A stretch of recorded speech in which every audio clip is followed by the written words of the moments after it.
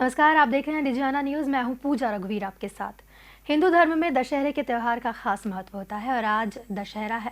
शारदीय नवरात्र के समापन के बाद आज धर्म पर धर्म की जीत का प्रतीक विजयादशमी का त्यौहार है और इस साल विजयादशमी की धूम काफ़ी पहले से ही नज़र आ रही थी, क्योंकि बीते 2 सालों से कोरोना के कारण सभी त्यौहार फीके रहे, जिनमें से दशहरा पर रावण दहन भी रहा।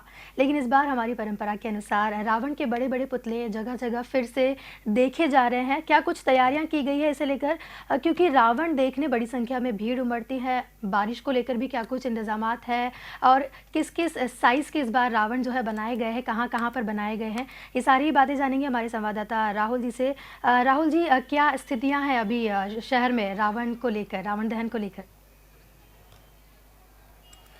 जी बिल्कुल पूजा, सबसे पहले तो हम अपने दर्शकों को विजयादशमी की बहुत बहुत जी। शुभकामनाएं और बधाई देते हैं। जिस तरह से लगातार कोरोना के 2 साल रहे हैं पूजा, और इस बार जो दशहरे का उत्साह है वो काफ़ी ज़्यादा ये कहें कि चरम जी। पर देखा जा रहा है, क्योंकि सारे त्यौहार जो है वो अब कोरोना की जो पाबंदियाँ थी उससे अलग हटकर मनाए जा रहे हैं। ऐसे में हम अगर गणेश उत्सव की बात करें तो उसमें काफ़ी ज़्यादा उत्साह जी। उल्लास देखा गया था।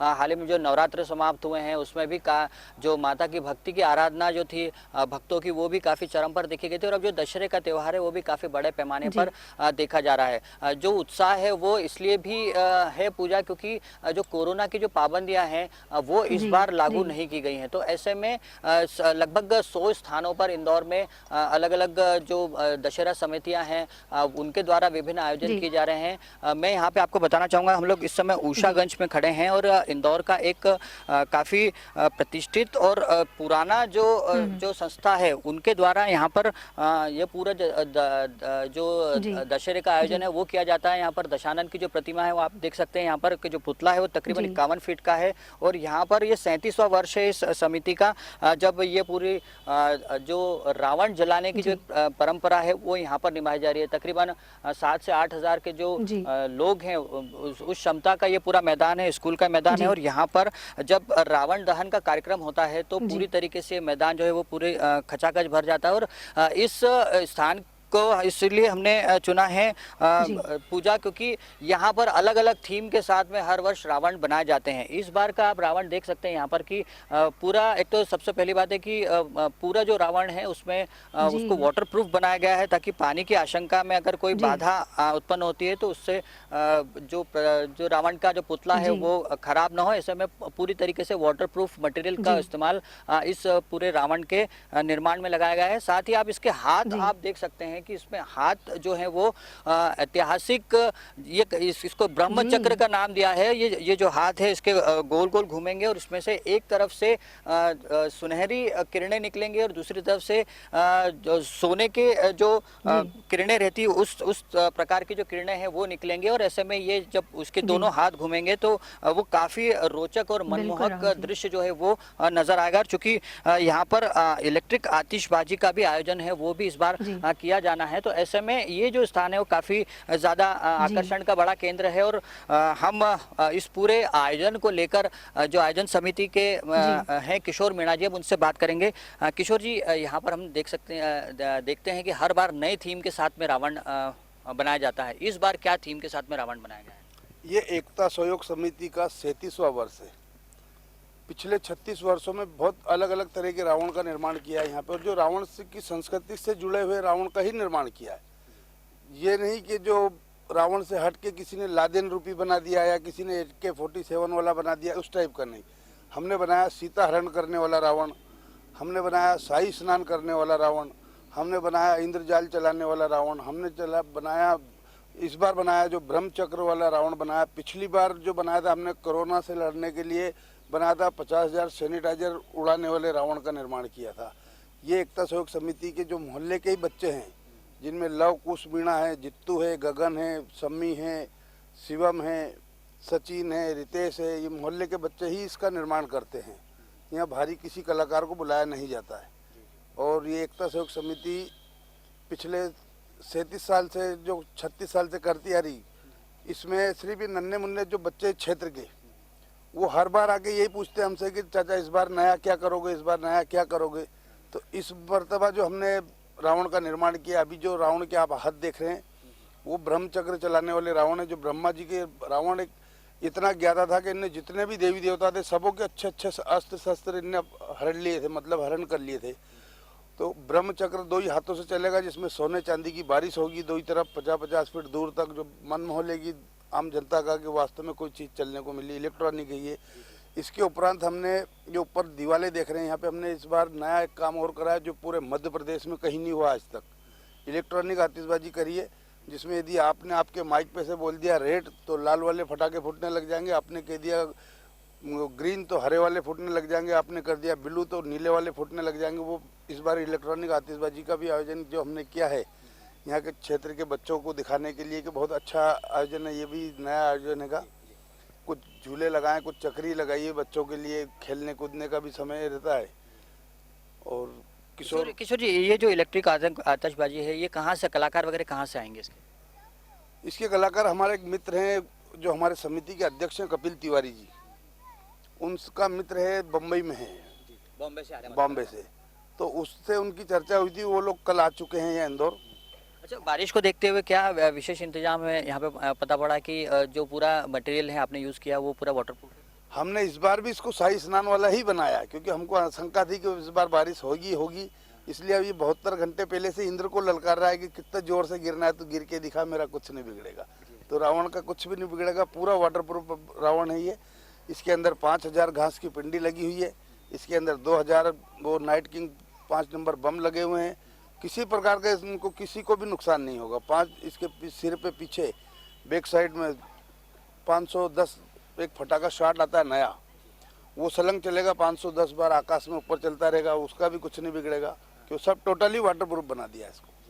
तो पूजा, आप देख सकते हैं कि यहाँ पर कि काफ़ी व्यापक इंतजाम किए हैं। चूँकि दशहरे का त्यौहार है, वो 2 वर्ष का जो कोरोना काल था उसमें ज़रूर पाबंदियाँ थी, और केवल 31 फीट तक का जो ये कहें कि गाइडलाइन जो थी वो 3 फीट से लेकर 31 फीट तक की जो गाइडलाइन थी वो प्रशासन के द्वारा अनुमति उसकी दी गई थी, और उतने ही ऊंचाई के पुतले जो है वो पूरे इंदौर शहर में बने थे। लेकिन इस बार इस तरह की कोई गाइडलाइन नहीं है। तो ऐसे में आप देख सकते हैं यहाँ पर कि 51 फीट का जो रावण है वो यहाँ पर खड़ा है, और अब केवल इंतजार किया जा रहा है शाम का, जब यहाँ पर जो पूरा दशहरा में रावण दहन का जो कार्यक्रम है वो आयोजित किया जाएगा। यहाँ पर बड़ी संख्या में लोग आते हैं, केवल इस क्षेत्र के ही नहीं बल्कि दूर दराज से लोग भी यहाँ पर देखने आते हैं। चूंकि अलग अलग थीम के साथ में यहाँ पर रावण बनाया जाता है, ऐसे में इस स्थान को लेकर आकर्षण का केंद्र सबसे ज्यादा रहता है। और हर बार दर्शक जो है, जो लोग यहाँ पर आते हैं, वो यही सोचते हैं कि आखिरकार किस थीम के साथ में इस बार रावण का निर्माण किया गया है। चूंकि इस बार ब्रह्मचक्र चलाने वाला रावण है वो यहाँ पर लोगों को देखने को मिलेगा, इसलिए अभी से ही इस पूरे जो रावण है इसके चर्चा जो है वो पूरे शहर में देखी जा रही है। चूंकि अपनी एक जो ये कहें कि एक इनोवेटिव आइडिया के साथ में जब यहाँ पर इस तरह के रावण का निर्माण होता है तो ये पूरे शहर में चर्चा का विषय होता है। और इस बार भी जो ब्रह्मचक्र चलाने वाला रावण है, इलेक्ट्रिक आतिशबाजी का जो आयोजन यहाँ पर किया जा रहा है, ये एक इस पूरे आयोजन को सबसे अलग बनाता है, और यहाँ पर काफी बड़े पैमाने पर तैयारियां जो है वो की जा रही हैं। आपको पूजा यहाँ पे बताना चाहेंगे कि तकरीबन 8 से 10 हज़ार दर्शक जो है वो इस दौरान यहाँ पर इस पूरे प्रांगण में मौजूद रहते हैं। और इसके अलावा आप पहले भी बोल चुके हैं कि काफी संख्या में लोग यहाँ पहुँचते हैं, तो जिस तरह से भीड़ एक तरीके से देखा जाए तो पूरे 2 सालों के बाद आज रावण दहन की स्थितियाँ कोरोना के बाद देखने को दर्शकों को मिलेगी, लोगों को मिलेगी। एक पारंपरिक बोल सकते हैं त्यौहार है ये हिंदू धर्म का। तो किस तरह से भीड़ के इंतजामात किए हुए हैं, भीड़ को किस तरह से काबू में रखने के लिए, क्योंकि हजारों की संख्या में लोग यहाँ पहुँचने वाले हैं? जी बिल्कुल, क्राउड कंट्रोल के लिए काफ़ी ज़्यादा यहाँ पर व्यवस्था की गई है। स्थानीय पुलिस के लोग यहाँ पर मौजूद रहेंगे, प्रशासन के लोग यहाँ पर मौजूद रहेंगे, और ख़ासतौर से ये जो आयोजन समिति है इसके कई सारे वॉलंटियर्स जो है वो पूरी व्यवस्था यहाँ पर संभालेंगे। और केवल यहाँ का ही नहीं, आपको बताएं कि इंदौर में तकरीबन 100 से ज़्यादा छोटे बड़े स्थानों पर रावण दहन के कार्यक्रम है वो आयोजित किए जा रहे हैं। कई सार्वजनिक कार्यक्रम हैं, बड़े आयोजन हो रहे हैं। और मुख्य रूप से अगर हम बात करें तो दशहरा मैदान, चिमन बाग, तिलक नगर, ये काफ़ी बड़े आयोजन होते हैं। विजयनगर में भी एक रावण दहन का कार्यक्रम होता है और इसमें हजारों की संख्या में लोग हैं वो उपस्थित होते हैं और रावण दहन का जो पूरा आयोजन होता है उसमें वो शामिल होते हैं। सभी जगह पे चूंकि स्कैटर्ड है, आयोजन अलग अलग जगह पर हो रहे हैं, ऐसे में किसी एक स्थान पर ज़्यादा भीड़ जो है वो नहीं जुटती है, लेकिन सभी जगह पर जो लोग हैं वो आसपास के क्षेत्र के जो लोग हैं वो काफ़ी बड़ी संख्या में यहाँ पर पहुँचते हैं और ऐसे में जो क्राउड कंट्रोल का जो काम है वो स्थानीय जो आयोजन समिति है उनके जिम्मे ही होता है और वो ही सभी प्रकार की व्यवस्थाएं जो है उसको यहाँ पर संचालित करते हैं। चूँकि आपको बताएं कि जी, जिस तरह से पूरे शहर भर का आयोजन है, जो स्थानीय पुलिस है चूँकि उनकी मौजूदगी रहती ही ज़रूर है। हम अगर छावनी क्षेत्र की बात करें तो यहाँ पर 3 से 4 जगह पर बड़े आयोजन हो रहे हैं, लेकिन चूँकि सभी जगह पर चूँकि व्यवस्थाएं की गई हैं, जो भीड़ है वो बढ़ जाती है। 7 बजे से लेकर शाम रात को 10 बजे तक विभिन्न आयोजन पूरे शहर भर में हो रहे हैं। 100 से ज़्यादा स्थान है, तो ऐसे में अलग अलग स्थानों पर जाकर लोग जो है वो भी दशहरे का और रावण दहन का जो कार्यक्रम है उसका आनंद भी उठाते हैं। राहुल जी, जिस तरह से अभी आपने बताया कि जहां आप मौजूद हैं अभी उषागंज इलाके में, वहां 55 फीट ऊंचा रावण है, तो इंदौर शहर में दशहरा मैदान है, चिमन बाग है, क्या कुछ फीट की ऊंचाइयों तक ये रावण बनाए गए? क्योंकि सुनने में आया है कि 111 फीट ऊंचा रावण भी बनकर तैयार हो चुका है, जो कि काफ़ी बड़ा होता है देखने में। तो कहाँ जो है रावण की ऊंचाई सबसे ज़्यादा बनाई गई है इंदौर शहर में? देखिए, चिमन बाग मैदान की बात करें और दशहरे मैदान की बात करें, ये 2 सबसे बड़े ऊंचाई वाले रावण हैं। 111 फीट के रावण जो हैं वो इन स्थानों पर बनाए गए हैं और ये जो आयोजन होते हैं ये वाकई में कई सालों से चल रहे हैं और इंदौर की जो परंपरा है भव्य रूप से जो रावण दहन का कार्यक्रम है वो किया जाना है। तो ऐसे में ये जो स्थान है बड़े, यहाँ पर ये परंपरा का निर्वाह हर साल किया जाता है और तकरीबन इतनी ही ऊंचाई वाले जो रावण हैं वो यहाँ पर बनाए जाते हैं। इसके अलावा जो अगर हम दूसरे कैटेगरी की बात करें तो 61 फीट से लेकर 51 फीट और इस तरह के ऊंचाई वाले जो रावण हैं वो भी काफ़ी ज़्यादा संख्या में बनाए जाते हैं। जैसा मैंने बताया कि 100 से ज़्यादा स्थानों पर छोटे बड़े आयोजन जो है वो किए जा रहे हैं। ऐसे में तकरीबन आपको बताएं कि मिनिमम अगर हम बात करें तो 31 फीट से लेकर 111 फीट तक की ऊंचाई वाले रावण हैं वो पूरे शहर भर में बनाए गए हैं और इस बार का जो कोरोना पाबंदियाँ थी कि 31 फीट का है तो उसको इस बार लागू नहीं किया गया है चूँकि प्रशासन की ओर से। तो ऐसे में जो आयोजन है वो अपने पूरे भव्य स्वरूप में सभी जगह पर आयोजित किया जा रहा है और काफ़ी ऊंचाई वाले जो रावण हैं वो इस बार देखने को मिल रहे हैं। पूजा जी राहुल जी, जिस तरह से रावण दहन की पूरी तैयारियां हो चुकी हैं, वहीं कारीगरों का क्या कुछ कहना है इसे लेकर? रावण बनाने को लेकर इस बार ये सुनने में आया है कि कारीगर जो है काफ़ी महंगा पड़ा है इस बार उन्हें रावण। जी बिल्कुल, महंगाई का असर तो लगभग हर सेक्टर पर ही पड़ता हुआ नज़र आ रहा है और ख़ास तौर से अगर हम इंदौर की बात करें तो इंदौर के जो रेडीमेड रावण हैं वो भी इस बार काफ़ी ज़्यादा महंगे बिक रहे हैं। अगर हम 3 फीट से लेकर बात करें कि 3 फीट से लेकर 250 फीट तक जो रावण हैं उनके विभिन्न बनाने के जो ऑर्डर हैं वो यहाँ पर लोगों को मिले हैं, जो कारीगर हैं उनको मिले हैं और ऐसे में तकरीबन ये कहा जाएगा कि केवल इंदौर ही नहीं बल्कि इंदौर के आसपास के जिलों से भी उनके पास में रावण बनाने के जो ऑर्डर हैं वो मिले हैं और उसका खास तौर से असर ये देखा जा रहा है कि 51,000 तक के जो रुपए तक के जो रावण हैं वो इंदौर में उसका निर्माण किया जा रहा है। जो कारीगर हैं वो इस बार बोल रहे हैं कि महंगाई का जो असर है वो काफ़ी देखा जा रहा है और चूँकि बारिश की आशंका लगातार बनी हुई है तो ऐसे में उन्हें पूरे रावण के जो निर्माण है उसमें वाटरप्रूफ सामग्री का इस्तेमाल करना पड़ रहा है। तो जो थोड़ी महंगी आती है तो इसका असर जो है वो रावण की कीमतों पर भी पड़ता है। लेकिन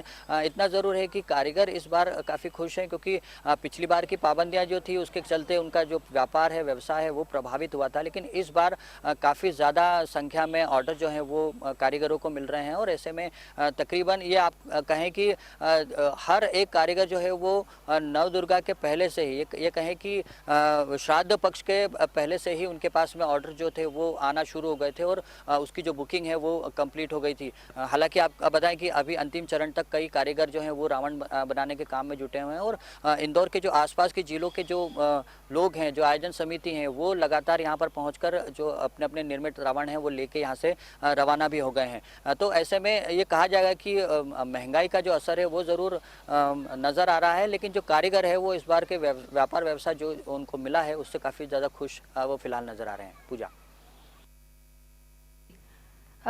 जी राहुल जी, बहुत बहुत शुक्रिया ये सारी ही जानकारी हमारे दर्शकों तक पहुंचाने के लिए। तो जिस तरह से कोरोना काल के बाद 2 साल बाद एक बार फिर रावण दहन का कार्यक्रम जो है शहर में होने वाला है, लोग इसे लेकर काफ़ी उत्साहित है और हो भी क्यों ना, क्योंकि ये बुराई पर अच्छाई की जीत का प्रतीक है रावण दहन। यहाँ लोगों की आस्था और विश्वास से जुड़ा ये त्यौहार है। पूरे देश में रावण के पुतले का दहन होता है जो कि कई बातें बताता है और कितनी सीख इस दशहरे से लोगों को भी मिलती है। फिलहाल यहाँ वक्त तो चला एक ब्रेक का, ब्रेक के उस पार खबरों का सिलसिला जारी रहेगा। देखते रहिए डिजियाना न्यूज़।